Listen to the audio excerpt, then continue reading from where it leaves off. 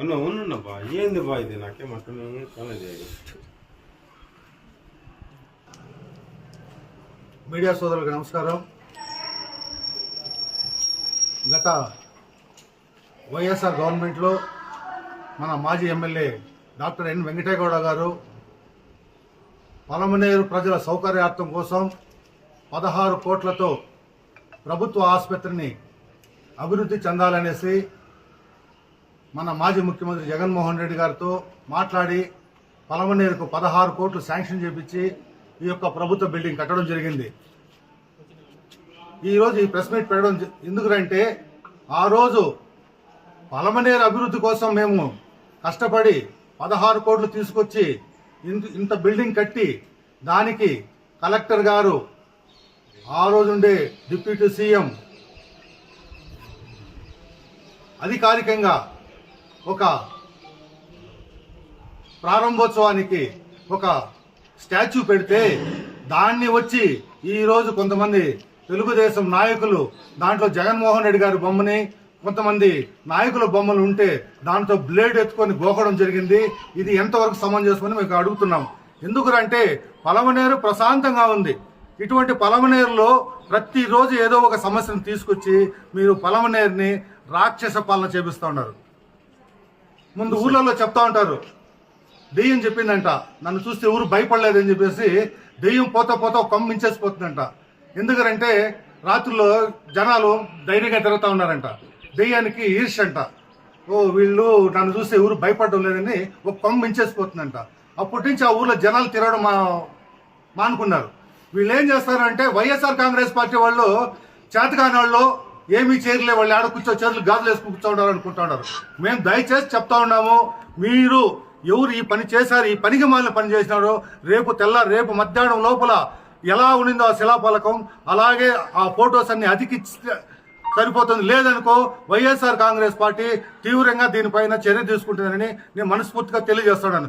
దయచేసి మళ్ళా చెప్తాను, పలమనేరు ప్రశాంతంగా ఉంది, మీరందరూ ప్రశాంతంగా జీవించాలని కోరుకుంటున్నాను. మనుషుల మధ్య ఈర్ష్య పెట్టద్దండి, అందరూ అన్నదమ్ముల్లాగా బతకాలని కోరుకుంటున్నాం. ఇప్పుడు పలమనేరు ఎట్లా ఉంది క్లైమేట్ అంటే ఊటీ మార్గం ఉంది, చల్లని ప్రదేశం, చల్లగా ఉందాం, అందరూ అన్నదమ్ములు మారుగుందాం. ఎలక్షన్ అప్పుడు ఎలక్షన్ అందరూ చేస్తూ ఉన్నాం, ఎలక్షన్ అయిపోయినాక అన్నదమ్ములుగా ఉండాలి. మీరు ఎందుకో మాకు అర్థమే కాలేదు. ప్రతి ఒక్క నెల ఏదో ఒక సమస్య తెచ్చి పెడతా ఉన్నారు. అది ఎందుకో మీరు చేస్తా ఉన్నారా, మీ అధిష్టానం చెప్తా ఉందా, లేదా రెడ్ బుక్ అక్కడి నుంచి మీకు లిస్ట్ పంపిస్తా ఉందా, ఈ మార్గం చేయండి అని చెప్పేసి దయచేసి ఇవంతా మానుకోండి. మరొక్కసారి మీకు వినిపిస్తా ఉంటా, ఇటువంటి చర్యలు చేయొద్దండి, ప్రశాంతంగా ఉండండి. మీరు ఇలా చేశారనుకో రేపు మళ్ళా మా గవర్నమెంట్ వస్తే మీ ఫోటోలే కాదు మీరే కూడా ఊర్లో ఉండరు. నేను ఖచ్చితంగా చెప్తా ఉంటా, అంత దూరం తెచ్చుకోవద్దండి. ఈ రోజు మీరు ఉంటారు, రేపు మేము ఉంటాం. మేము కూడా గత ప్రభుత్వంలో ఉన్నాం. మీకు ఎప్పుడు కానీ ఇలాంటి పనులు మేము చేయనేలేదు. మీరు కావాలంటే ఎక్కడ చేసుంటే ఒకటి చూపించండి, చెప్తాం. దయచేసి ఈ చర్యలు మానుకోవాలని మనస్ఫూర్తిగా కోరుకుంటున్నాను. నమస్కారం. వైఎస్ఆర్ కాంగ్రెస్ పార్టీ అధికారంలో వచ్చిన తర్వాత మా ప్రియతమ ముఖ్యమంత్రి వర్యులు జగన్మోహన్ రెడ్డి గారు అందరూ ప్రజలకి మనసు దృష్టిలో పెట్టుకుని పేదవారి కోసం ముఖ్యంగా పలమనేరులోనే కాకుండా రాష్ట్రమంతా కూడా కార్పొరేట్ హాస్పిటల్ తలపించే విధంగా 16 కోట్ల రూపాయలతో పలమనేరుకి శాంక్షన్ చేయడం జరిగింది. అప్పుడున్నటువంటి మా పలమనేరు శాసనసభ్యులు వెంకటేగౌడ గారి సారథ్యంలో ఈ ఆసుపత్రి పర్యవేక్షణ చేయడం, లాస్ట్లో ఈ గవర్నమెంట్ బిల్డింగ్ పూర్తి అయిపోయిన తర్వాత అప్పుడు ఉన్నటువంటి ముఖ్యమంత్రి వర్యులు రాలేకపోవడంతో అప్పుడున్నటువంటి మాజీ మంత్రివర్యులు పెద్దిరెడ్డి రామచంద్రారెడ్డి గారు, మా పలమనేరు శాసనసభ్యులు ఉన్నటువంటి వెంకటేగౌడ గారి ఆధ్వర్యంలో గవర్నమెంట్ అఫీషియల్స్ ఆధ్వర్యంలో ఈ బిల్డింగ్ ఓపెనింగ్ చేయడం జరిగింది. మేము ఒకటే అడుగుతా ఉన్నాం, ఎందుకంటే మీరు దానికి ముందు 5 సంవత్సరాలు మీ ప్రభుత్వం ఉండింది, మీ ముఖ్యమంత్రి ఉన్నారు, మీ మంత్రి గారు ఉన్నారు, పలమనేరు శాసనసభ్యుడిగా ఉన్నటువంటి అమర్నాథ్ రెడ్డి గారు కూడా ఉన్నారు. ఆయన గతంలో అభివృద్ధి చేసే కార్యక్రమాలకి ఆయన వేసేటువంటి శిలాఫలకాలని వైఎస్ఆర్ కాంగ్రెస్ పార్టీ ప్రభుత్వం వచ్చిన తర్వాత మేము ఎక్కడైనా ఆవిడని తెచ్చేసామా లేదా ఆవిడని తీసామా అంటే మాకు విజ్ఞత ఉంది.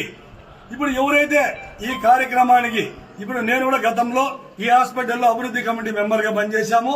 ఇన్ఛార్జిగా చైర్మన్గా కూడా పనిచేసాము. మా ఎమ్మెల్యే గారి ఆదేశాల మేరకు మేము ఎక్కడైనా కూడా ఎవరికైనా కూడా మేమేమైనా హాని కలిగించింటే మీరు చూడండి, ప్రజలు కూడా ఆలోచన చేయాలి. ఇది అంతకాదు.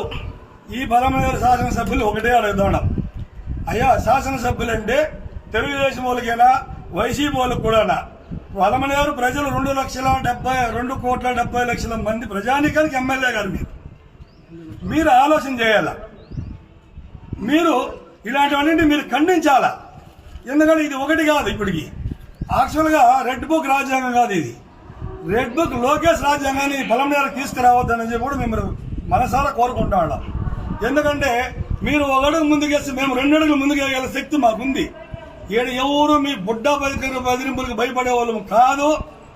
అధికారం లేకపోయినా కూడా పార్టీ కోసం కష్టపడి పనిచేసే వాళ్ళం మేమందరూ కూడా.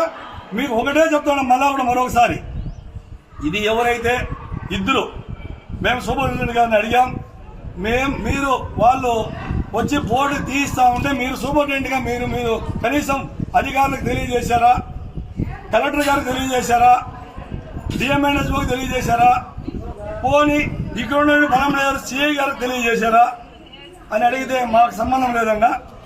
మేమేం చేసేది, మమ్మల్ని అడిగారు, మమ్మల్ని అడిగితే ఇది ఎక్కడా లేదు, తీయకూడదు, మాకు జీవోరాలతో తీసేయమని. ఇంకోటి అడుగుతాం, శాసనసభ్యుల వారు దీన్ని పరిగణలోకి తీసుకోవాలా. గవర్నమెంట్ జీవో ఇచ్చి తీసేయమంటే మేము యాక్సెప్ట్ చేస్తాం, మేమేం వద్దనడం లేదు.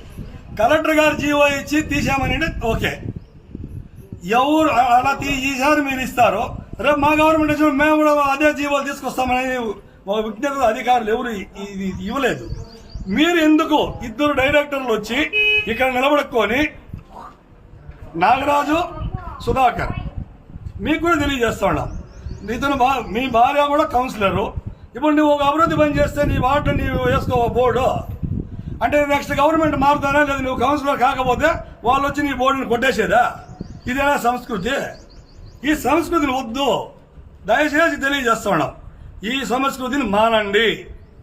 మీకు దమ్ము ధైర్యం ఉంటే, నిజంగా మీరు అభివృద్ధి చేయాలా, ప్రజల పట్ల మీకు చేయముంటే, మేము 16 కోట్లు తెచ్చాం, మీరు 30 కోట్లు తేండి, కార్పొరేట్ హాస్పిటల్ చేయింది. మేము వద్దంటామా? మేము హ్యాట్సప్ చేస్తాం, మేము వస్తే సంతోషపడతాం, మేమే ప్రజలు కూడా సంతోషపడతారు. ఉండే బోర్డుని పెరికేసి ఇదేం సునకానందం నాకైతే అర్థం కాలేదు. అంటే వైసీపీ వాళ్ళు గుమ్మలా ఉన్నారు, ఏదో ఒక పని చేసి కాలది వాళ్ళని కయ్యానికి పిలుస్తామనే. అంటే మీకు అధికారం ఉండాలి కదా అని చెప్పేసి మీరు ఒక చట్టాన్ని మీ చేతిలో పెట్టుకుంటామని చెప్పేసి, ఇది కరెక్టేనా? దీని మీద పోలీస్ అధికారులు కూడా స్పందించాలా. పోలీస్ అధికారులకు కూడా మేము ఒక కంప్లైంట్ ఇస్తాం, వారి మీద కేసు కట్టాల్సిందే, చట్టపరమైన చర్యలు తీసుకోవాల్సిందే. సీసీ ఫుటేజీలు ఉంది, ఎందుకంటే మేము మొత్తం ఆరోపణ చేస్తామని చెప్తారు మీరు, మాకు తెలుసు, దాంట్లో మీరు నిపుణులు. ఇక్కడ సీసీ కెమెరా ఉంది, సీసీ ఫుటేజీలు ఉంది. సిఐ గారికి కంప్లైంట్ ఇస్తాం, సిఐ గారు సీసీ ఫుటేజ్ తీసుకొని ఎవరైతే ఉండి దగ్గరుండి ఈ పని చేయించారో వాళ్ళ మీద చట్టపరమైన చర్యలు తీసుకోవాలని చెప్పి కోరుకుంటూ ఉన్నాము. లేదు, రేపు సాయంత్రం లోపల మీరు ఎక్కడున్న తీసారో స్టిక్కర్ని అది అతికించాలా మీ సంస్కృతి ఉంటే. అట్లా లేదు, మరుసటి రోజు మేమే 10 గంటలకి మా ఎక్స్ఎమ్మెల్యే గారి సారథ్యంలో మేమే వచ్చి అతికిస్తాం. ఇది ప్రజలు కూడా గమనించాలి. మేము తప్పు చేస్తే మమ్మల్ని శిక్షించండి, ఉండేవాళ్ళు గర్వం బట్టి తప్పు చేస్తే వాళ్ళని శిక్షించండి. ఫోటోలు అఫిషియల్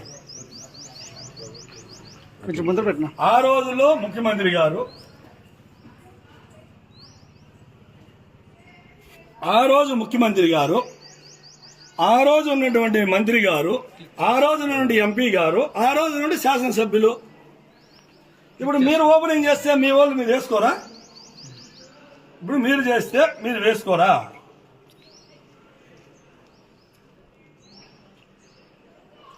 బోర్డుని కూడా ఇంచేశారు.